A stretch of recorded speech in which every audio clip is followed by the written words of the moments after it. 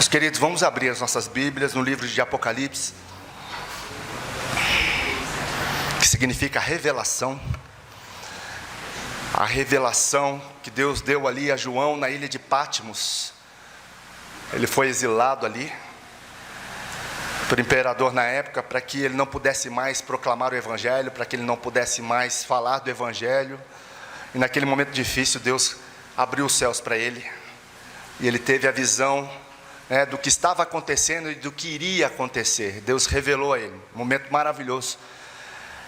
E Deus trouxe isso a João, e aquelas igrejas que estavam ali na Ásia Menor, as 7 igrejas que estavam ali na Ásia Menor. Nós estudamos aí desde a primeira, Éfeso, depois Esmirna, Pérgamo, Tiatira, Sardes, e hoje nós falaremos sobre a igreja em Filadélfia. Apocalipse capítulo 3. Diz assim a palavra do Senhor: ao anjo da igreja em Filadélfia escreve: estas coisas diz o santo, verdadeiro, aquele que tem a chave de Davi, que abre e ninguém fechará, e que fecha e ninguém abrirá. Conheço as tuas obras, eis que tenho posto diante de ti uma porta aberta, a qual ninguém pode fechar, que tens pouca força, entretanto guardaste a minha palavra, e não negaste o meu nome. Eis, farei que alguns dos que são da sinagoga de Satanás, desses que a si mesmos se declaram judeus e não são, mas mentem, e eis que os farei vir e prostrar-se aos teus pés e conhecer que eu te amei, porque guardaste a palavra da minha perseverança. Também eu te guardarei da hora da provação, que há de vir sobre o mundo inteiro, para experimentar os que habitam sobre a terra. Venho sem demora, conserva o que tens, para que ninguém tome a tua coroa. Ao vencedor, faloei coluna no santuário do meu Deus, e daí jamais sairá. Gravarei também sobre ele o nome do meu Deus, o nome da cidade do meu Deus, a nova Jerusalém que desce do céu, vinda da parte do meu Deus, e o meu novo nome. Quem tem ouvidos, ouça o que o Espírito diz às igrejas. Meus irmãos, a igreja em Filadélfia, eu falei aqui domingo passado a respeito da diferença em relação às igrejas. Nós temos acompanhado o que Jesus tem falado a cada uma dessas igrejas. E a igreja em Filadélfia, as igrejas eram separadas por poucos quilômetros, cerca de 40 a 60 quilômetros mais ou menos, uma bem próxima da outra. A igreja em Filadélfia era uma igreja que foi aqui, não sofreu nenhuma reclusão, não sofreu nenhuma punição por parte de Jesus no sentido de exortação. Essa foi uma das igrejas em que Jesus olhou para ela e achou uma igreja digna, uma igreja fiel, em relação à sua palavra, em relação a tudo aquilo que Jesus, por meio dos tempos, estabeleceu nesta igreja. A cidade em Filadélfia era uma cidade conhecida porque ela era a porta para o leste. O que significa isso? Era ali em Filadélfia em que caminhos que foi construído pelo Império Romano facilitava mercadorias chegarem e saírem de Filadélfia. Isso ajudou muito no comércio de Filadélfia, mas também ajudou muito para a propagação do Evangelho. Nós percebemos na história que esses caminhos eram muito usados por evangelistas, por pessoas que iam falar de Jesus a outros lugares circunvizinhos, e esses caminhos levavam a lugares onde o evangelho foi implantado, onde o evangelho foi proclamado. Então essa porta para o leste ajudou demais na propagação do evangelho. Também nós percebemos que ali em Filadélfia, ela era uma cidade construída numa região vulcânica. E o que isso significa? Um lado positivo e um lado negativo. Porque nós sabemos que a terra, tem alguns engenheiros aqui de terra vulcânica, o que ela tem? Ela tem substratos, ela tem nutrientes que é muito bom para a colheita. E ali, a população de Filadélfia plantava muita uva. né? Dava uva muito boa, inclusive de todas as regiões. Era um lugar que o carro-chefe na agricultura eram uvas. E a uva a gente sabe que, né, dá para sair o vinho, né, e várias outras coisas em relação a isso também, em relação ao comércio.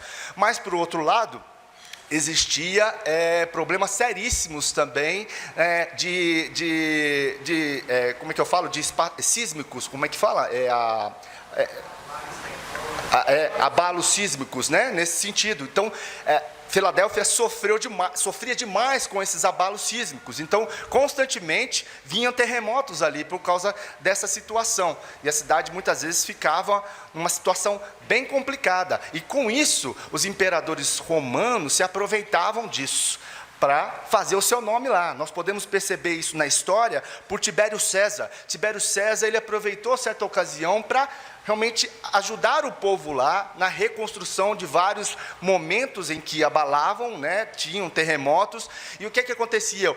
Esse imperador acabava que, pelo nome dele, mudava-se até o nome da cidade, por causa do imperador, por aquilo que ele fez, né? Então a honra era dada ao imperador.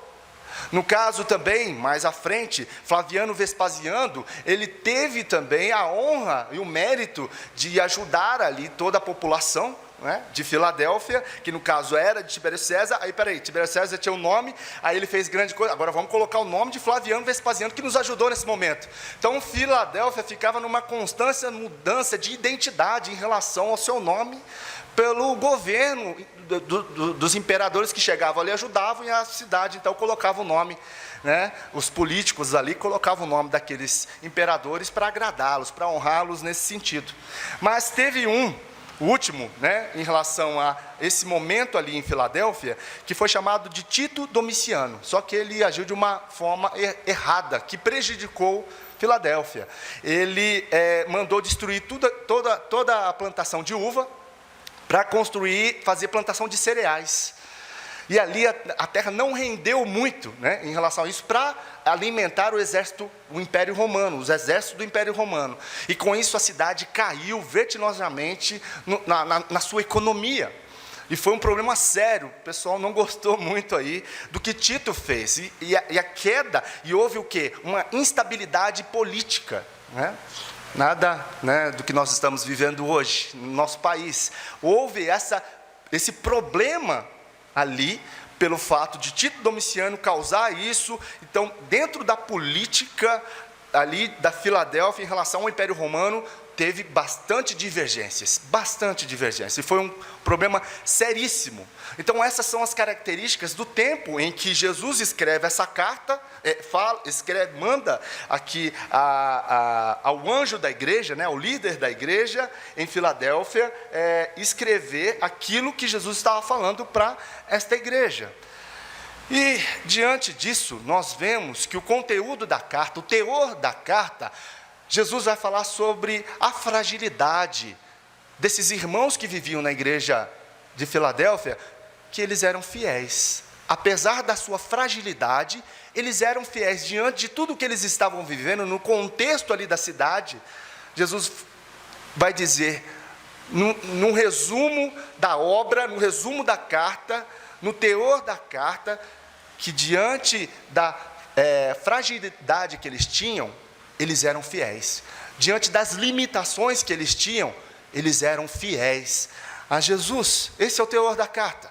E nós vemos aí, logo no versículo 7, o verdadeiro rei que está acima dos falsos governantes. Nós vamos perceber logo de cara, no início, na introdução da carta aí, que o verdadeiro rei está acima dos falsos governantes, pelo que eu disse aqui. Versículo 7 diz que ao anjo da igreja em Filadélfia, escreve, estas coisas diz o santo. Quem é o santo? Jesus, o verdadeiro, aquele que tem a chave de Davi, aquele que abre e ninguém fechará, o que fecha e ninguém abrirá. Nós vemos aqui 3 palavras a respeito de Jesus, santo, verdadeiro, e que tem a chave de Davi. Ele é aquele que está acima de todos os governantes. Ele é aquele que governa sobre tudo e todos, a autoridade está em suas mãos. Então ele já declara, olha, diante de todos os governantes que passaram, que estão aí, seja do Império Romano, seja da onde for, que era o maior império, né? Ele está falando assim, eu sou o santo, eu sou o verdadeiro, eu sou o santo, eu sou o verdadeiro. Vocês estão diante daquele que é santo, e assim vocês são um povo santo, vocês são um povo separado, porque vocês me servem, porque vocês me seguem, porque vocês são verdadeiros discípulos, que amam a minha palavra, que amam o Evangelho e são fiéis, e permanecem fiéis diante disso. Vocês são santos, vocês são separados deste mundo, deste contexto que está em volta de vocês, diante das dificuldades que vocês estão passando, morais, éticas, econômicas, políticas, vocês permanecem fiéis a mim. Vocês estão separados, vocês não se envolvem com as coisas do mundo, diferentemente das outras cartas que Jesus escreve para aquelas igrejas que se envolviam com as coisas do mundo, que eram influenciados pelo mundo. E essa igreja tem uma notoriedade em relação à sua fidelidade, mesmo em meia fragilidade, porque eles tinham tudo para não ser fiel a Jesus, mas eles estavam sendo fiel. Eles estavam sendo santos, separados deste mundo. Não é que é santo sem pecado, mas eles serviam a um Deus santo. E eles estavam o tempo todo dizendo não ao pecado, não se envolvendo, não se prostrando diante dos líderes e dos governadores, mas diante de um Deus, diante de Jesus, que é o verdadeiro Rei acima de todos os falsos governantes. Eles criam, viviam por isso, diante do verdadeiro. E eles tinham aí essa chave de Davi, né? Jesus fala sobre essa chave de Davi. Jesus tinha essa chave de Davi. E que chave que é essa, né? Que mistério que é essa? Que chave que é essa de Davi? Nós vemos ali em Isaías capítulo 22, versículo 22, em que o profeta fala a respeito do rei Ezequias, ali, em que ele substituiria o rei Ezequias, para que então ele pudesse ter uma outra pessoa, né, ter a chave de Davi. Ele diz assim no versículo 22, porei sobre o seu ombro a chave de Davi, ele abrirá e ninguém fechará, fechará e ninguém abrirá. E Jesus está se referindo aqui a esta chave de Davi. O que era a chave de Davi? Davi, ele era um tipo de Jesus. Ele era um tipo de Jesus. E aí se concretiza, nós sabemos que Jesus viria de quem? Da raiz de Davi. Da raiz de Davi. E todos pensavam que Jesus, os judeus pensavam que Jesus viria assentar no trono político, ia ser uma pessoa que iria governar, ia destronizar, destronar o Império Romano, ia governar assim como Davi, né? Essa força que ele tinha. Não, mas o reino de Jesus não. O reino de Jesus que ele veio estabelecer, ele tinha 3 conteúdos principais: paz, justiça e alegria. Esse é o reino de Jesus.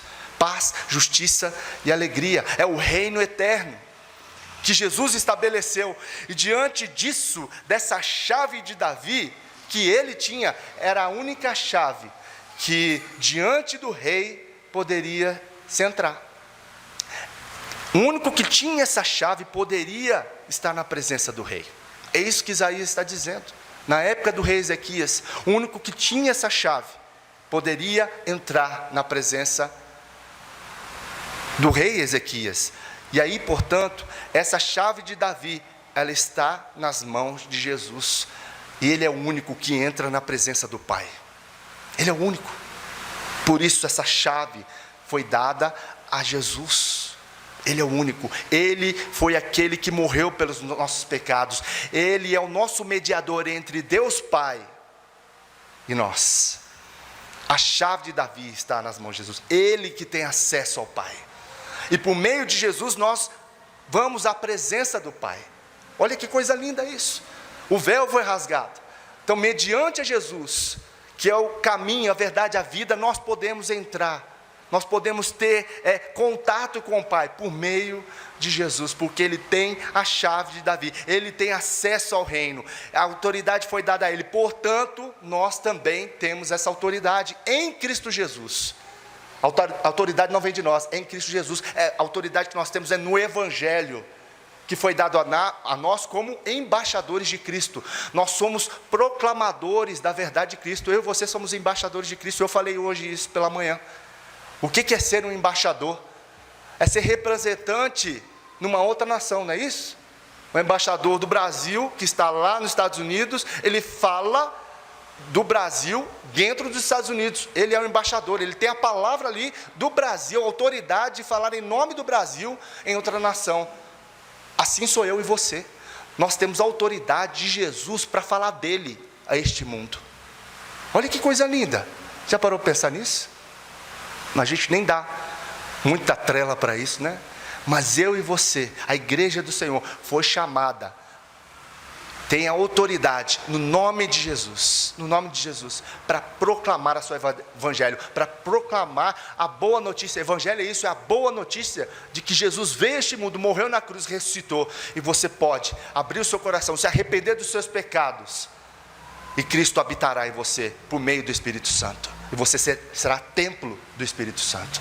É isso, nós temos isso. O poder não está em nós, o poder não vem de nós, não emana de nós. O poder está no Espírito Santo que habita em nós. Nós somos instrumentos, nós somos este canal de bênçãos para as pessoas, para falar do verdadeiro, daquele que é santo, daquele que tem a chave de Davi, aquele que fecha e ninguém abre, aquele que abre e ninguém fecha. É isso que Jesus está falando a estes irmãos ali. E diante disso, né, Jesus se apresenta aí como rei acima de todos os falsos governantes, e ele vai falar agora da fragilidade de um povo que é fiel, versículo 8. Conheço as tuas obras, eis que tenho posto diante de ti uma porta aberta, a qual ninguém pode fechar, que tens pouca força, entretanto, guardaste a minha palavra e não negaste o meu nome. Que coisa linda, hein? Receber um elogio de Jesus assim é bom, hein? Não é? Olha só que coisa linda que Jesus fala para eles. Coisa linda esse versículo. Eu sei das suas obras, eu sei que você tem pouca força, que você é fraquinho mesmo, eu sei das suas limitações, porque você sabe da sua fraqueza, mas você sabe que você serve a um Deus poderoso, e isso que importa. O importante é nós não sabemos da nossa fraqueza, mas sabemos que nós temos um Deus todo poderoso. É nele que nós cremos, é nele que nós vivemos e nos movemos. Ele é o general, né? Nosso general é Cristo, nós não cantamos isso? Nosso general é Cristo, seguimos os seus passos, nenhum inimigo nos resistirá. É Ele que é o nosso Senhor, Ele que é o general, Ele que vai à frente, Ele que nos defende, que nos protege, que nos livra de todo o mal, Ele que nos ajuda em meio às batalhas da vida, que não são fáceis. Que não são fáceis. A gente pode perder algumas batalhas, mas a guerra a gente não perde, porque Jesus nunca perdeu uma batalha nem uma guerra. A gente às vezes perde umas batalhas aqui e ali, mas a guerra, meus irmãos, está garantida. Seja fiel ao Senhor, porque Ele é fiel a nós. E Ele sabe então dessa pouca força, sabe que a igreja é uma igreja pequena. Essa pouca força tem o sentido de poucas pessoas, e que não tem poucas pessoas, mas que não são influenciadas, mas influenciam. É esse o sentido. Eu sei da tua pouca força. Eu sei que muitas vezes muitas pessoas não queriam congregar talvez numa igreja dessa. Talvez ali perto da região, eu quero me mudar para Éfeso, para ser membro de Éfeso, porque Éfeso, né? O som lá é legal, lá tem mais de 1000 pessoas, eu entro lá e saio, ninguém me nota. Né? É uma bênção, né? Eu vivo a minha vida do jeito que está, é top. Lá, né? Pastoreou Paulo, Timóteo, João, pastoreou. Não, a igreja é fantástica. Filadélfia pastorzinho mais tranquilo, né? As pessoas mais simples. Era uma igreja simples, frágil, de poucos números, mas que não se influenciava, mas influenciava na simplicidade do evangelho dia a dia as pessoas. E aí nós vemos que eles guardaram a palavra do Senhor. Eles guardaram, Jesus fala isso, vocês guardaram a minha palavra. O sentido de guardar na Bíblia é praticar. Todas as vezes que você guarda a palavra no meu coração para não pecar contra ti, o que está dizendo ali? Você pratica a palavra do Senhor. Todas as vezes que você ouvir a palavra guardar na Bíblia, é porque você pratica. Não adianta só guardar e não praticar, não adianta nada. Tiago fala assim, ó, não seja ouvintes, mas praticantes da palavra do Senhor. Só ser ouvinte não adianta não, meu irmão. O ouvinte está cheio. Você vai na internet lá, tem um monte de gente pregando, tem um monte de gente ouvindo, mas praticar o evangelho puro e simples, aí é onde a gente diz, da porca torce o rabo, né? Porque aí ser discípulo de Jesus não é fácil. Porque o que Jesus disse para ser discípulo dele? Negue-se a si mesmo, tome a sua cruz e siga-me. Você quer ser meu discípulo? Você tem que se negar, você tem que morrer para os seus prazeres, para os seus desejos, pegar a sua cruz, crucificar o seu eu ali, morrer para você, para que Cristo viva. Isso é ser discípulo de Jesus. É fácil? Não é.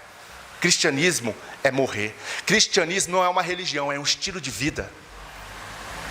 Guarde bem isso, eu sempre falo isso. Cristianismo não é uma religião, é um estilo de vida. E o nosso estilo de vida tem que ser parecido com quem? Jesus, o nosso mestre, o nosso Senhor. Nós somos discípulos de Jesus, por isso nós temos que nos parecer com Ele. Ele guarda a minha palavra, vocês guardam a minha palavra, vocês não negaram o meu nome. Quantas vezes nós negamos o nome do Senhor? Que momento que nós negamos o nome do Senhor? Um exemplo claro na Bíblia é Pedro, né? Pedro negou, o que ele fez? Mentiu. Não é isso? Por que Pedro negou? Qual que foi o resultado, qual que foi o conteúdo da negação de Pedro? Mentira. Porque as pessoas perguntam, você anda com ele? Não, eu não ando não, mentira, andava. Não, você fala com, não falo não, você está enganado. Mentira. Mentira é de quem? Capeta, diabo. Quem que é o pai da mentira? Diabo, meu filho. Diabo, meu filho. Diabo é o pai da mentira. Se você mente, você está sendo um filho de quem? Do diabo. Constantemente, Paulo diz, aquele que mentia, não minta mais. Aquele que roubava, não roube mais, mas trabalhe, para que você venha se sustentar e abençoar os outros. É isso que Paulo fala. É isso que nós somos chamados. Cristianismo é fácil? Não é. Você tem que morrer para você mesmo. É isso que o povo de Filadélfia vivia. Eles estavam mortos para si, e Cristo vivia neles. Eles entenderam o que João Batista disse, que eu diminui, Cristo cresce em mim. Jesus está falando isso aqui para eles. Vocês não negaram o meu nome, vocês não mentiram em nenhum momento, porque geralmente a gente nega Jesus quando é benefício para nós, quando aperta ali para o nosso lado. Aí a gente tem que escapar para qualquer lado. É uma coisa que eu tenho ensinado a Isaac. Filho, mesmo que a mentira, mesmo que a verdade venha te prejudicar, fale a verdade. Sabe por quê? Tem horas que a gente vai falar a verdade e ela vai nos prejudicar. Já parou para pensar nisso? Não é?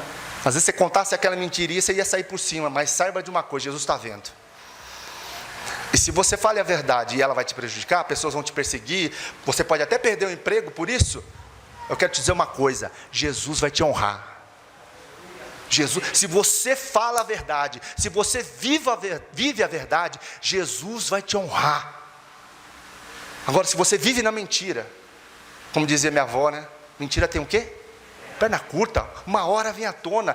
Deus uma hora traz à luz tudo aquilo que está encoberto. A palavra de Deus fala, tudo aquilo que está encoberto virá à luz, tudo. Então, meus irmãos, nós somos chamados para viver na luz, não nas trevas. Quem vive nas trevas é ímpio. Quem vive nas trevas é gente que está em rebeldia para com Deus, que não se arrependeu dos seus pecados, que vive segundo a sua vontade, segundo os seus prazeres, segundo as suas ideias. Não, nós fomos chamados para viver segundo as ideias de Jesus. A nossa ideologia é cristocêntrica, não é egocêntrica, não é hedonista, não é narcisista, não.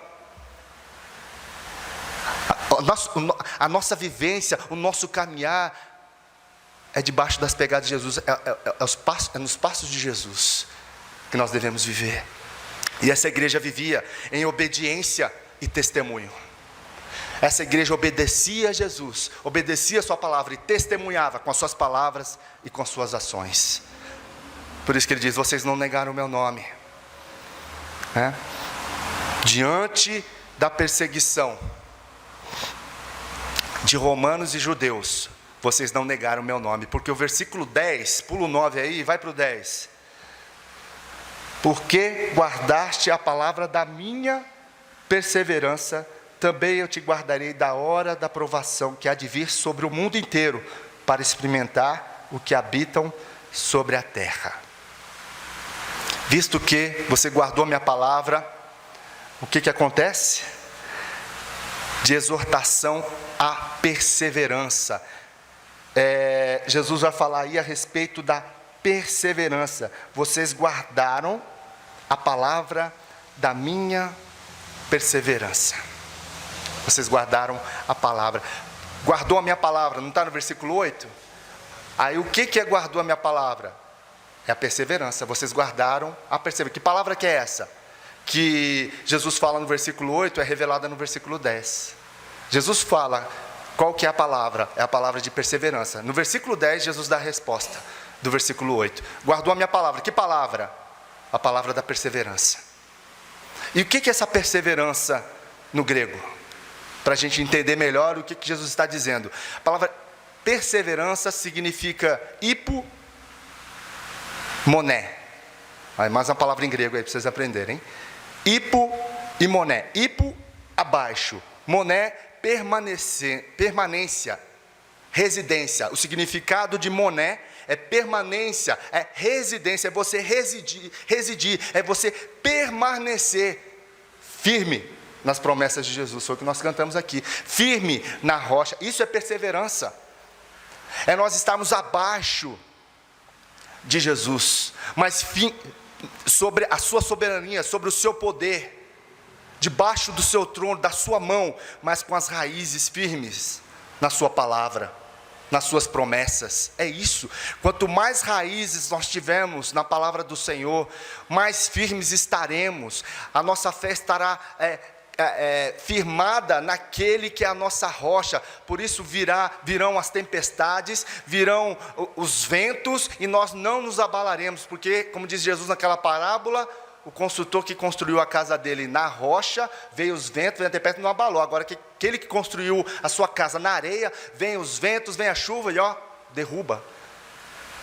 A nossa fé tem que estar alicerçada em Jesus. Nós temos que criar raízes em Jesus, na sua palavra. Quanto mais eu estudo a palavra, quanto mais eu medito na palavra, quanto mais eu percebo e vejo a revelação do Senhor para mim, na sua palavra, de quem Ele é, mais firme eu permaneço no Senhor, mais firme eu fico nas promessas do Senhor, mais a minha fé é aumentada em Cristo Jesus. Por isso, tenha perseverança, guarda a palavra que é perseverança, em meio a tudo aquilo que você está passando, em meio a tudo aquilo que a igreja está passando e poderá vir a passar. Sejam perseverantes, guardam a perseverança. É isso que Jesus está falando. Vocês guardaram a perseverança em meio a todas as dificuldades, em meio aos romanos e em meio à perseguição dos romanos e as dos judeus. Nós vamos falar um pouquinho mais à frente sobre isso. Nós vemos então aí a fragilidade de um povo fiel. No versículo 8 agora. Conheço as tuas obras, eis que tenho posto diante de ti o quê? Uma porta aberta. O que significa isso? Uma oportunidade. Diante da dificuldade, diante da fragilidade, eu tenho colocado uma porta aberta, para que você entre, para que você tenha oportunidade para viver dignamente, não se prostrando diante dos ídolos, para ter algo, porque senão você vai morrer. Não, eu abro uma porta, que ninguém vai fechar. A porta que Deus abre, ninguém fecha, meus irmãos, pode ficar tranquilo. Se Deus abriu, Ele vai fechar. Se um dia Ele fechar, é porque Ele quis. Não é um homem que fecha, Deus usa o homem. Mas quem está por trás de todas as portas é Deus. Porque Ele que governa sobre tudo e todos. Ele que tira reis e coloca reis, é Ele que faz isso. É Ele que te dá um trabalho e às vezes tira o trabalho, porque Deus ele tem um processo pedagógico na vida da sua igreja, na vida dos seus filhos, que às vezes a gente não sabe na hora o que está acontecendo, não. Muitas coisas a gente não sabe. Pedro falou, mas o que está acontecendo? Não, agora você não vai saber, Pedro, mas mais para frente você vai saber. A maioria das coisas a gente não sabe o que está acontecendo na hora, mas lá na frente a gente vai saber, muita coisa. E tem coisas que a gente nem vai saber. Só na glória. Mas lá na glória eu vou saber, tem coisa na glória que nem Jesus vai falar também. nós vamos ter eternidade para conhecer Jesus, então fica tranquilo, fica em paz, meu irmão. Jesus está no controle da sua vida, da minha vida. Ele está no controle da igreja, porque a igreja é dele, a noiva é dele, não é nossa. A gente está aqui para tomar conta, a gente está aqui para ser fiel ao Senhor, né? E permanecer fiel a Ele.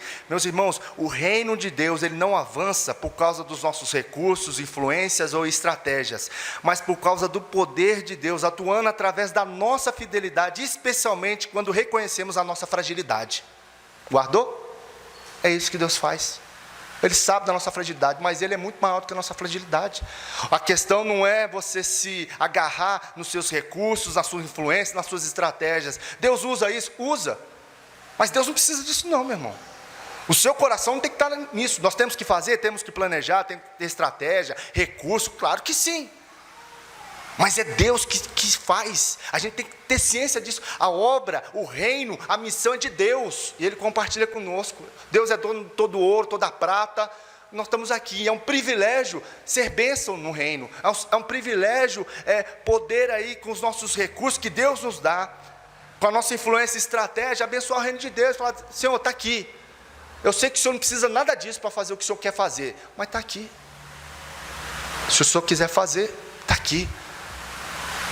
Eu quero honrar o teu nome, eu quero trabalhar, eu quero ser um instrumento nas tuas mãos, está aqui. Não é cruzar o braço, vai cair do céu, não é isso. Nós temos trabalho, nós temos que trabalhar, mas o nosso coração não está nisso. Não é estratégia que, se eu fizer, isso aí é mundo de empreendedor, né? Tudo vai funcionar conforme a estratégia, influência e recurso. É isso, porque eles não têm Deus. Mas nós temos Deus, e Deus que está por trás de tudo. Por isso nós colocamos diante do Senhor. Está aqui, os recursos, a influência e a estratégia, Senhor. Se o Senhor quiser, pode fazer segundo a tua vontade. Nós pedimos a tua bênção. Nós pedimos a tua bênção.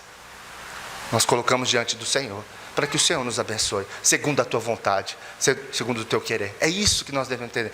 Nosso coração não deve estar nessas coisas, mas nós devemos fazer, crendo que aquilo que o Senhor quiser realizar, Ele vai fazer segundo a sua vontade. Ele vai nos usar tudo aquilo que nós damos, porque isso até advém dEle, e também Ele quer que nós venhamos a fazer isso, ser responsáveis, né? Sermos pessoas que usam recursos, influência e estratégia para abençoar o reino do nosso Deus, mas sabendo da nossa limitação, da nossa fragilidade, porque o que o Senhor quer de nós é a nossa fidelidade, a nossa obediência a Ele. É isso que a igreja de Filadélfia vivia. Se nós entendermos isso, meu irmão, estamos na bênção. Vamos caminhar segundo a vontade de Deus, e Deus vai fazer a sua obra, a sua vontade na nossa vida. Nós precisamos ter ouvidos para ouvir, coração para sentir. É isso que nós precisamos entender. É nisso que nós precisamos viver e aproveitar as oportunidades que Deus tem nos dado. A porta que Ele tem aberta para nós. Vamos entrar e vamos fazer tudo para a glória de Deus. Porque a porta que Deus abre, a porta que Jesus abre, nenhum homem pode fechar. E a porta que Ele fecha, nenhum homem abre. É isso que nós precisamos entender. Tire o seu foco do homem. Tire o seu foco das pessoas. Tire o foco de você mesmo. Coloque em Jesus. Coloque em Jesus. Trabalhe como tudo dependesse de Deus. Como tudo dependesse de você, né? Tem uma frase que fala sobre isso, né? Trabalhe como tudo dependesse de você, sabendo que Deus governa sobre todas as coisas. Nós devemos trabalhar com toda a nossa força, mas saber que Deus fará segundo a sua vontade, e é nele que nós descansamos. O povo era frágil, mas era um povo fiel, por isso que Jesus abençoava. E nós podemos ver aí também, meus irmãos, as firmes promessas do rei ao seu povo fiel. Versículo 9. Eis que farei que alguns dos que são da sinagoga de Satanás, desses que a si mesmos se declaram judeus e não são, mas mentem, eis que eu os farei vir a prostrar-se aos teus pés e conhecer que eu te amei. O que Jesus vai fazer com que essas pessoas, o que Jesus vai fazer aí? Farei que se prostrem aos seus pés e reconheçam que eu amei vocês, que eu sou o amado de vocês. Há um reconhecimento das promessas do rei ao seu povo. Há esse reconhecimento. Nós precisamos reconhecer que Jesus é o dono de todas as coisas. Que Jesus é aquele que nos guia, aquele que nos ensina o caminho que nós devemos viver. nós devemos nos firmar nas promessas do rei, não nas promessas dos governantes, não na promessa do homem, não, é na promessa de Jesus, porque Jesus não falha. Se Jesus prometeu, Ele vai cumprir, não é isso que a Bíblia diz? Deus não é homem para que minta, nem filho do homem para que se arrependa daquilo que Ele disse. Então, se Deus fez aliança, Ele vai cumprir a aliança. Quem quebra a aliança é quem? É o homem, sou eu e você, por causa do nosso pecado. Mas Deus, Ele é fiel, Ele é santo, Ele permanece, é nisso que nós devemos crer. É o que nós cantamos aqui o culto inteiro. Nas promessas de Jesus devemos firmar, porque, meus irmãos, as pessoas vão reconhecer que nós servimos a um Deus verdadeiro, a um Deus santo, porque nós somos fiéis a Ele. Não importa a sua conta bancária, não importa o nível de intelectualidade, influência que você tem, não. O que importa é que você tem Jesus no coração, e que Ele é tudo para você. É isso. Ele é o seu rei, Ele é o Senhor da sua vida, você é um escravo dEle. É o que Paulo fala, eu estou algemado com Jesus. Olha que benção. Eu e você estamos algemados com Jesus, colados com Jesus. É isso que a gente tem que viver, é nessa perspectiva, porque as pessoas vão se prostrar, vão reconhecer, vão dobrar os seus corações, mesmo que tenham um coração duro. Aí você fala, não, esse aí é fiel a Jesus. Eu não gosto muito dele não, né? Mas ele é fiel a Jesus. Ele é servo de Jesus, é discípulo de Jesus. E é isso que as pessoas vão ver. O nosso testemunho é o que eles viam na igreja de Filadélfia. Há um reconhecimento de Jesus em relação a isso, que Ele faria as pessoas se prostrarem aos seus pés e reconhecer que Jesus amou eles, Jesus nos amou. As pessoas vão reconhecer, se eu e você ser fiel, se nós nos amarmos uns aos outros, as pessoas vão reconhecer o amor de Jesus em nós. A igreja de Atos andava nessa perspectiva. As pessoas olhavam para o amor daqueles do caminho, lá na igreja em Atos, e falavam assim, eles se amam. E aquilo refletia para fora e era impactante para aquelas pessoas que estavam ao redor da igreja ali em Atos, como eles se amam, como eles se doam, como eles vivem uns para com os outros, partindo o pão, louvando, e Jesus ia acrescentando a igreja do Senhor, porque eles se amavam. Eles se amavam, como igreja, como corpo de Cristo, um dependendo do outro. Eles entendiam isso e supriam as necessidades uns dos outros. As pessoas vão reconhecer o amor de Deus na nossa vida, né? Vão reconhecer que Jesus nos ama pelo amor que nós vivemos para com Jesus e para com os outros. Nós vemos aí no versículo 10 algo interessante também em relação à promessa do Senhor Jesus em relação ao seu povo. Porque guardaste a palavra da minha perseverança, também eu te guardarei da hora da provação. Olha aí, Jesus vai guardar na hora da provação, vai proteger. Jesus protege ou não protege, meu irmão? Quantas vezes no dia a gente vê algo notório, né? Às vezes um acidente, nossa, Jesus me protegeu. Algumas coisas durante o dia, você chega no final, nossa, Jesus me protegeu naquele acidente, alguma coisa que aconteceu, mas quantas coisas que Jesus te protegeu, você nem viu, nem percebeu? Mas são várias, meu irmão. É mais do que aquela que você viu, pode ter certeza. Pode ter certeza absoluta que Jesus te livrou de muito mais coisas que você nem viu. Nem viu. Porque o mundo espiritual está aí, gente. Né? É uma guerra aí. E Jesus nos livra de tanta coisa que a gente nem percebe.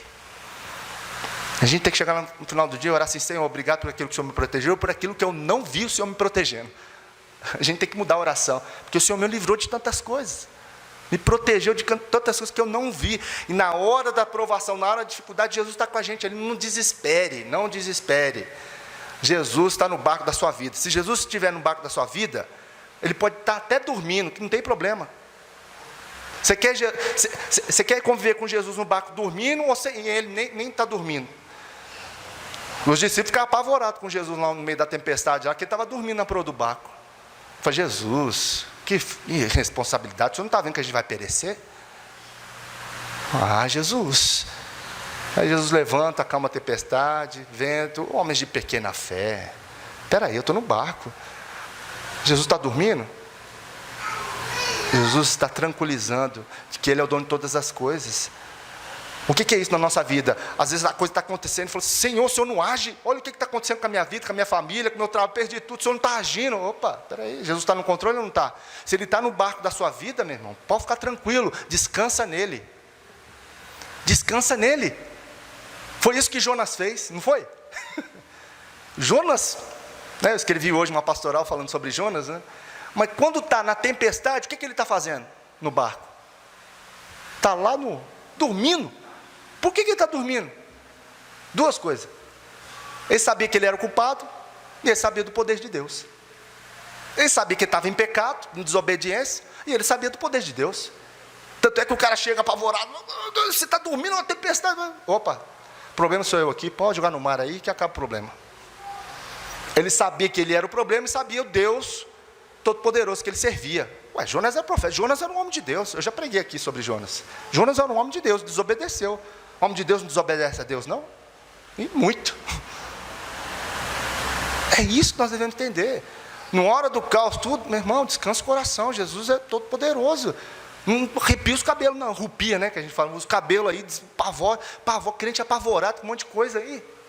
Diante de tudo que está acontecendo, não come, não bebe, vou mudar do país, meu Deus, causa. Um monte de pastor amigo meu tendo um monte de problema com a ovelha que está desesperada. Desesperada. Meu Deus, que desespero é esse, Jesus? Calma aí. Jesus está no controle. Jesus está no controle da história. É isso que a gente tem que tomar cuidado, calmar o coração, meu irmão. Né? Jesus está no controle de todas as coisas. De todas as coisas. Ele guarda a gente na provação. Versículo 10 continua falando a respeito do que? Para nós retermos o que? Que nós temos? O que nós temos aí? Uma coroa. Que coroa que é essa? É coroa do rei? É uma coroa de quê? De louros. Jesus está falando aqui das pessoas que ganhavam corridas naquela época. E o que ele recebia, o vencedor de uma corrida naquela época? Uma coroa de louros. É essa coroa que Jesus está falando, ó, segura aí a coroa, gente. Ao vencedor vou dar coroa. A coroa não é coroa de rei não, viu, gente? É o prêmio que você venceu, você chegou no final da corrida. Essa coroa. Essa é a coroa. Fica firme aí. Fica firme. Eu venho, o que ele fala aí no versículo 10? Eu venho em breve. Versículo 11, aliás. Venho o quê? Nós cantamos aqui, Jesus virá, não vai? Outra vez virá. Quantas vezes nós cantamos aqui? Vai vir, sem demora. Não é? Às vezes você vai subir antes, né? A hora que Jesus apertar o botão lá, você sobe. Entendeu? Não tem essa não. Apertou o botão, subiu. Pode subir antes ou Jesus vir antes. A gente está nesse impasse aí, mas glória a Deus. Né? Estamos na bênção. Se Jesus apertar o botão agora, estou na bênção. Eu e você. Amém? Firme? Né? Ou se Jesus voltar, melhor ainda também. Né? Glória a Deus. Nós estamos aqui de passar, gente. É breve. Jesus vai retornar e é breve. Ele fala aí, é breve, gente. É breve. O tempo passa aí, ó. Daqui a pouco Jesus está aí e vamos para a glória. O retorno dele é certo. Por isso permaneça firme aí, ó. Segurando a sua coroa. Seja fiel. É o que o povo está falando aí. Jesus falou, ó. Vocês estão fiéis. Continua firme aí, ó. No propósito. A linha de chegada está lá, ó. Não desanima não. Corredor é isso, né? O corredor sabe que a linha de chegada está lá, então ele calcula mais ou menos o fôlego aí para chegar na linha de chegada, para não ficar no meio do caminho. O bom corredor é esse, né? Corredor profissional. É aquele que calcula, treina para justamente chegar bem na reta final. Inclusive, antes de chegar na reta final, o que ele dá lá? O famoso sprint, né? Ele dá o último gás, porque ele calculou toda a corrida para então no final você ter que ir mais ainda. Você que está mais velho aí, cabeça branca. Ah, já entreguei os pontos esses dias, né? Ouvi achei até engraçado, né? Um senhor, né? Falando, pastor, então já fiz muito pela obra, né? Já trabalhei muito, já, né? Plantei igreja firme, deve ter mais ou menos uns 65, 70 anos, né? Ele falando comigo, né? Agora estou na hora de aposentar, vou deixar para os mais novos. Eu falei, agora que não, meu irmão. Que faz isso não, agora que você tem que dar o gás final aí, filho. Ô meu senhor, meu pai, né? Agora aí, ó, maduro, experiente. Não, vamos aí, ó. Os velhos vão dar fruto, não é isso que o Salmo fala? Na sua velhice vai dar fruto. A igreja precisa de homens experientes, maduros na fé, para aconselhar os mais novos, né? Ser bênção, já foi rodado. Não, vamos dar o gás aí. O que Paulo pediu para Timóteo lá na prisão? Ele ia ser morto. O que Paulo pede para Timóteo? Timóteo, traz os meus livros aí, que eu quero dar umas estudadinhas. Ele ia morrer, logo ele pede os livros, tipo, traga os meus livros para eu estudar mais. Pô, Paulo, para que isso? Daqui a pouco você vai morrer. Olha só, Paulo, até saúde, ele estudava, ele estava ali porque ele tinha o quê? Ele tinha soldados do lado dele ali, e como Paulo, ele era de uma casta maior ali, romano, então tinha a guarda pretoriana, soldados de alto nível, que ficava ali 24 horas com ele, revezando em 3 turnos. Aí Paulo batia a mão, a cada 3 turnos tem 2 guardas diferentes para ele pregar o evangelho. Oportunidade. Paulo aproveitava a oportunidade. Por isso que ele diz lá no final da carta aos Filipenses, no capítulo 4, no versículo 23, que ele diz assim: todos os santos vos saúdam, especialmente os de quem? Os da casa de César. Quem são essas casas de César? É o pessoal que ele pregava, lá os soldados que ele pregava o evangelho, e eles se converteram e eles estão saudando os irmãos lá em Filipos. Olha, estão saudando vocês aqui, ó. Todos os santos vos saúdam, especialmente os da casa de César, os soldados que se converteram ao evangelho. Eu preguei aqui, eles se converteram, meus irmãos. Eles estão saudando vocês aí. Eita, Paulão, hein? Até no final da vida ensinando, ele estava para morrer pregando o evangelho. O povo se convertendo, soldados se convertendo. É isso mesmo, aproveitar a oportunidade. Acabou o gás não, vamos trabalhar, vamos permanecer firme, vamos sair da zona de conforto e vamos prosseguir. É isso que Jesus está falando. Permaneça aí firme, eu venho sem demora. Porque no versículo 2, o que ele fala aí? No 12: ao vencedor faloei coluna no santuário do meu Deus, e daí jamais sairá. Gravarei também sobre ele um nome do meu Deus, o nome da cidade do meu Deus, a nova Jerusalém que desce do céu, vinda da parte do meu Deus, e o meu novo nome. Nós vemos aí algo fantástico a respeito do quê? De estabilidade. Farei do vencedor uma coluna no santuário do meu Deus. Aí, ó, estabilidade. Deus nos dá estabilidade para vivermos em pé diante dos homens. Há um autor que eu não sei quem fala, ele fala assim, ó, nós devemos andar de joelhos diante de Deus para permanecermos em pé diante dos homens. O que ele está falando aí? De oração, de comunhão, de intimidade. Quando você está com a cara no pó, diante de Deus, no seu quarto ali, ó, Deus está te sustentando, Deus está te fortalecendo, Deus está te fortalecendo a sua fé para que você esteja em pé diante dos homens, esteja estabilizado diante dos homens, firme diante dos homens, diante de tudo aquilo que está à sua frente. É isso que Jesus está falando aqui. E escreverei nele o nome do meu Deus, e o nome da cidade do meu Deus. Olha só, ele usa por 2 vezes Deus. Quem Deus é? Abba, Pai. Abba, Pai. O Abba tem um sentido de intimidade, paizinho, né? Ele é meu pai. Ele é meu pai. O nosso Deus não é padrasto, não, ele é pai. Você pode chamar Deus de pai. Ele cuida, pai cuida. Pai cuida, olha só, a paternidade de Deus. Jesus está falando, ó, o nome do meu Deus, o nome da cidade do meu Deus, está falando de paternidade, de cuidar, de proteção. Coisa linda. Deus cuida da gente, meu irmão. Deus é pai, não é padrasto. Ele tem que cuidar de mim, de você, tem que cuidar da igreja dele, da sua família, ele tem que cuidar de você. É isso que ele está falando, da nova Jerusalém que desce do céu da parte de Deus, e também escreverei nele o quê? O meu novo nome nós vamos receber. Talvez você ache o seu nome feio aqui, né? Lá você vai ter um nome bonito. Jesus vai te dar, né? Jesus vai te dar um nome novo lá, um novo nome, né? Para viver na glória, na presença dele. Esse novo nome. Sabe o que está falando aí? Está falando de 2 coisas: cidadania, cidade de Deus, a nova Jerusalém, cidadania. Nós não somos cidadãos dessa pátria, a nossa pátria é celestial, né? Nós não somos cidadãos do mundo, somos cidadãos da nova Jerusalém, ó, cidadania. E de identidade, um novo nome. Identidade, nós cristãos, nós temos identidade, eu e você, nós temos uma identidade em Cristo Jesus. O nosso nome, quando nós falamos aqui, não é a nossa fama. Nós falamos aqui domingo passado, não é da fama, do nome. O nome aqui é o nome que Jesus nos dará, para que nós venhamos a glorificá-lo, não para a nossa glória, mas para a glória de Deus. Nós devemos viver para a glória de Deus, porque nós temos uma identidade em Cristo Jesus. E ele termina no versículo 13 dizendo: quem tem ouvidos, ouça o que o Espírito diz. A igreja, está no singular ou está no plural aí na sua Bíblia? tanto as igrejas da Ásia Menor, quanto a igreja presbiteriana de Itabirito. Essa é a palavra para nós. Essa é a palavra que nós devemos ouvir e praticar. E eu queria que você refletisse sobre isso. Jesus é o Rei verdadeiro e santo acima de todos os governantes. Você crê nisso?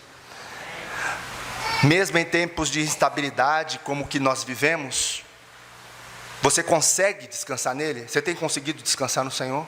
Mesmo nesse tempo instável? Sabendo que o rumo da história está nas mãos do nosso Senhor e Salvador Jesus Cristo? Você consegue descansar? Se você não consegue, saiba disso. O rumo está na mão dele. O governo está nas mãos dele. Ele é o Rei verdadeiro e santo acima de todos. Filadélfia, as pessoas acreditavam nos imperadores que iam ajudá-los, mas a igreja de Filadélfia sabia que o único Rei verdadeiro e santo acima de todos os governantes é aquele que daria estabilidade, proteção, é aquele que daria cidadania, a identidade, a estabilidade ao seu povo. Você crê e é fortalecido por essas promessas de Jesus? Você crê e é fortalecido por essas promessas de Jesus? Você reconhece a importância de permanecer fiel em tempos de instabilidade política, ética e social?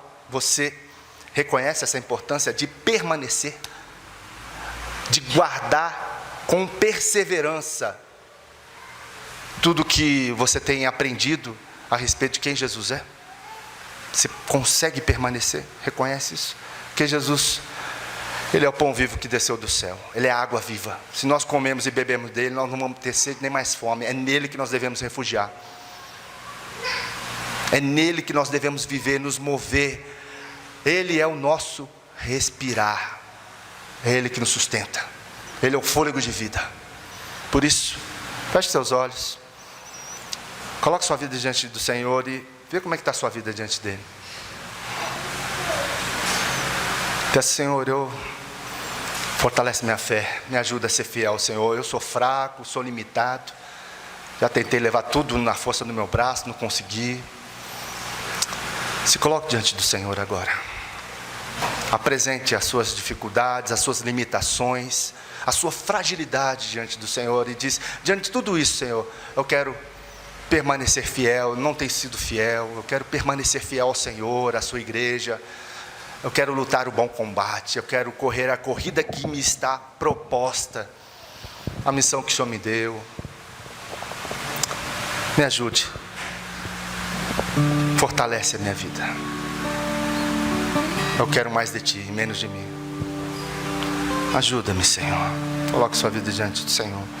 Se alimente do Senhor nesta noite. Declare que você não é nada sem Ele, que você, sem Ele, nós estamos perdidos sem Jesus.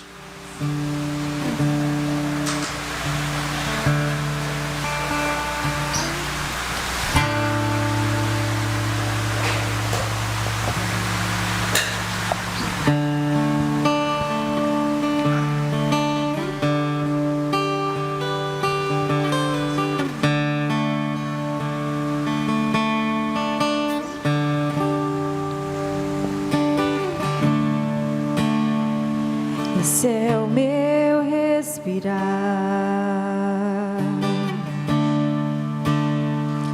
esse é o meu respirar, Teu Santo Espírito vivendo em mim.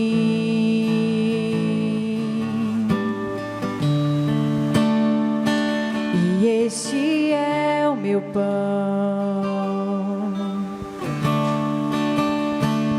e este é o meu pão. Tua vontade feita em mim, e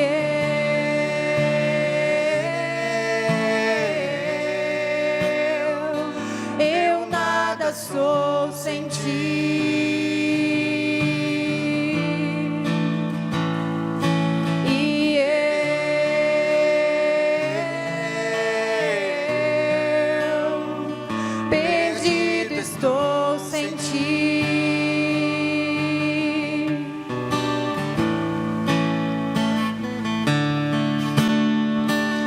esse é o meu respirar,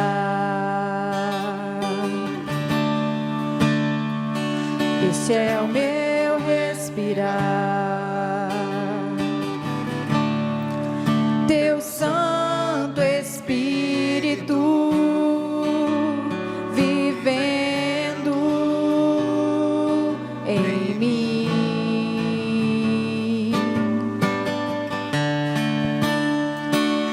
E este é o meu pão,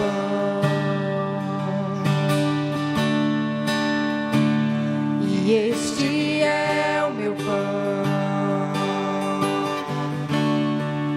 Tua vontade feita em mim. E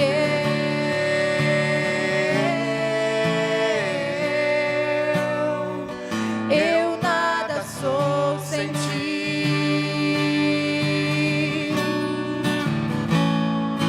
E eu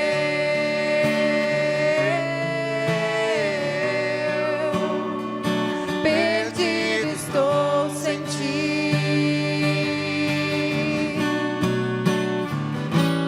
E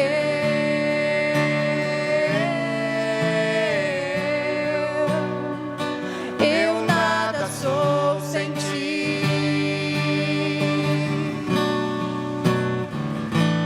E eu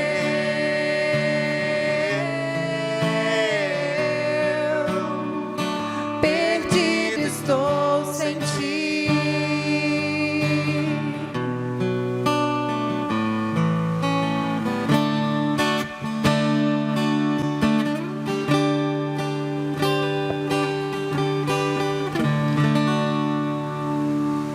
Pai querido, Pai de amor, nós estamos aqui diante do Senhor, reconhecendo a nossa fragilidade, reconhecendo as nossas limitações, reconhecer que nós somos pecadores, necessitados da Tua graça, da Tua misericórdia.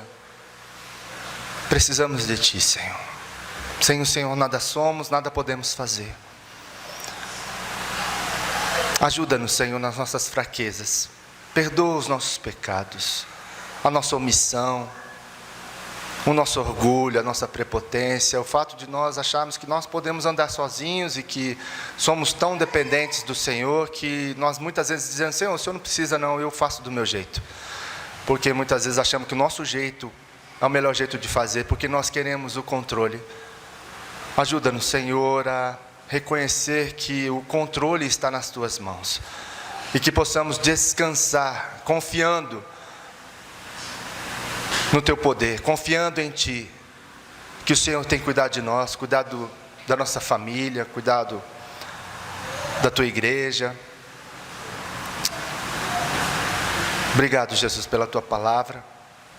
Obrigado porque o Senhor é um Deus que fala aos nossos corações, fala ao Seu povo.